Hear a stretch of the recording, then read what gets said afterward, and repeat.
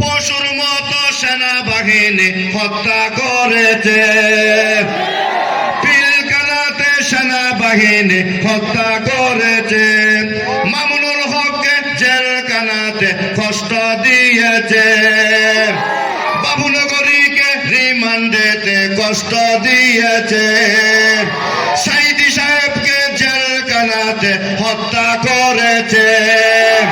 সেই কারণে শেখ হাসিনা, সেই কারণে শেখ হাসিনা আজকে স্বাধীনভাবে কথা বলার সময় এসেছে, কোরআনেরও মাহফিল করার সুযোগ হয়েছে। কেন কেন? যেই কারণে শেখ হাসিনার পতন হয়েছে। ওহো, যেই কারণে শেখ হাসিনার পতন হয়েছে।